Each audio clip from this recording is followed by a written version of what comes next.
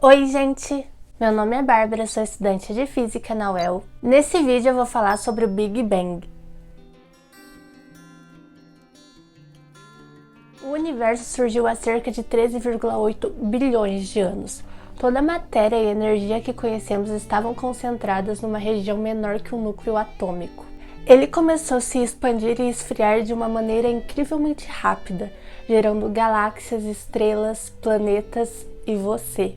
A rápida expansão lembra muito uma explosão, mas na verdade não é uma explosão que ocorre num ponto do espaço, e sim a geração de espaço em todos os pontos que se expandem com o tempo. E é por isso que muitos cientistas não concordam com o nome Big Bang. Para estudar a evolução do universo, os cosmólogos usam a teoria da relatividade geral de Albert Einstein. Para Einstein, o universo deveria ser estático. Em 1919, Georges Lemaitre sugeriu que o universo estaria em expansão.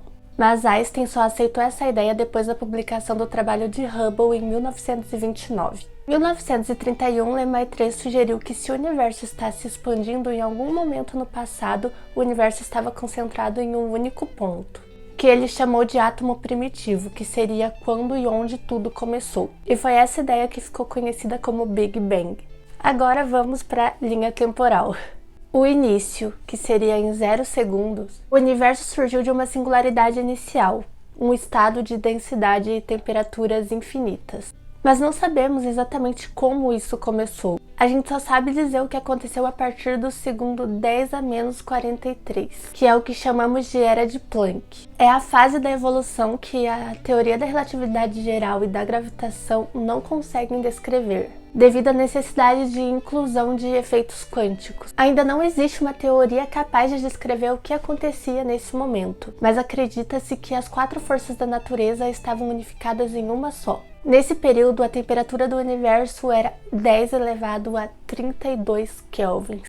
Bilhões e bilhões e bilhões e bilhões de kelvins. E a gravidade se separou das forças eletromagnéticas e forças nucleares fraco e forte e gerou a teoria da grande unificação. Em 10 a menos 36 segundos foi a era da grande unificação. Segundo essa teoria, a força nuclear forte se separou da força eletromagnética e da força nuclear fraca, e ficou o que chamamos de força eletrofraca. Nesse momento, o universo era como uma sopa primordial de quarks e partículas transportadoras de forças. Matéria e antimatéria se formavam e se aniquilavam o tempo inteiro. O universo tinha temperatura de 10 a 28 kelvins. Por haver tanta matéria compactada, era impossível a luz passar por ela, então o universo era extremamente escuro. Em 10 a menos 32 segundos ocorreu o que chamamos de inflação.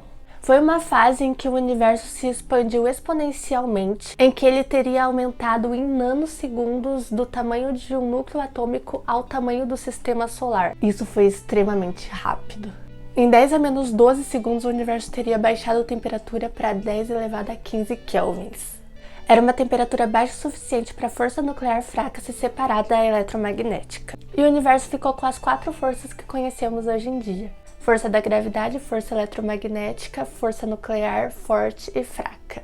Em 10 a menos 7 segundos foi a era de hadrons. A temperatura do universo era de 10 elevado a 14 kelvins. E os quarks deixaram de existir como partículas isoladas e combinaram para formar prótons e nêutrons, e suas antipartículas. A colisão de fótons produzia prótons e nêutrons que em seguida se aniquilavam com suas antipartículas. A sopa primordial se tornou prótons e nêutrons, os mesmos prótons e nêutrons que constituem a matéria hoje em dia. Quando o universo tinha 1 segundo de vida, a temperatura caiu para 10 elevado a 10 kelvins. Colisões entre partículas e antipartículas continuaram a adicionar fótons ao universo, mas a colisão de fótons não adicionou mais partículas a ele. A taxa de aniquilação da matéria superior à taxa de produção diminuiu o conteúdo de matéria do universo e aumentou seu conteúdo de radiação. Se houvesse uma perfeita simetria de matéria e antimatéria, todos os pares se aniquilariam e não sobraria matéria no universo. Mas a simetria não era perfeita. Houve um pequeno excesso de uma parte de 1 bilhão de matéria sobre a antimatéria. Devemos a nossa existência a essa simetria. Quando o universo tinha 3 minutos, ocorreu o que chamamos de nucleossíntese. Foi aí que começou a formação dos primeiros núcleos por fusão nuclear entre os prótons e nêutrons, formando núcleos de hélio, deutério, lítio e berílio. Os núcleos de elétron interagiam constantemente com os núcleos de fótons. Quando o universo tinha 380 mil anos, ocorreu a Era da Recombinação. A temperatura do universo já estava em 3.000 kelvins, metade da temperatura da superfície do nosso Sol. Os núcleos de hidrogênio e hélio capturaram elétrons e formaram átomos neutros estáveis. Com os elétrons presos aos átomos, os fótons deixaram de sofrer os sucessivos espalhamentos e o universo se tornou transparente. Os fótons podiam viajar livremente pelo espaço. Essa radiação de 3.000 kelvins expandindo com o universo é o que detectamos como radiação cósmica de fundo.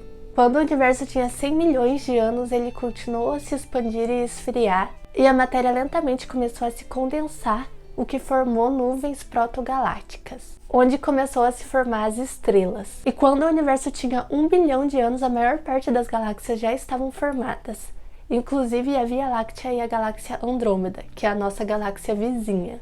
E em 9,2 bilhões de anos começou a formação do nosso sistema solar.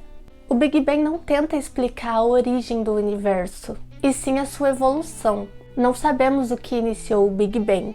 A teoria da relatividade geral de Einstein forneceu a base teórica para um século de progresso no nosso entendimento do universo. Porém, o que sabemos ainda não é consistente com a teoria quântica, um pilar da física contemporânea. O maior desafio é conciliar essas teorias. Apenas com uma teoria unificada seremos capazes de compreender o que aconteceu nos momentos iniciais do universo. Tentativas não definitivas de uma teoria unificada levaram a algumas especulações. A teoria das cordas é um exemplo. Ela prevê a existência de dimensões extras no espaço e possivelmente outros universos flutuando nesse grande espaço. O que chamamos de Big Bang pode ser a colisão do nosso universo com algum outro. A junção da teoria das cordas com a inflação gerou uma ideia mais ousada: a existência de um multiverso.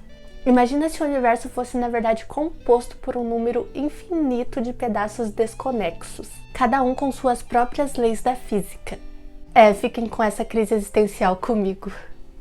Então é isso, eu espero que vocês tenham gostado. Se você tiver interesse que eu fale sobre algum tema específico, coloca nos comentários que, se for possível, eu trago aqui no canal. Se você gostou do vídeo, dá um like e se inscreve no canal. Fala oi pras pessoas.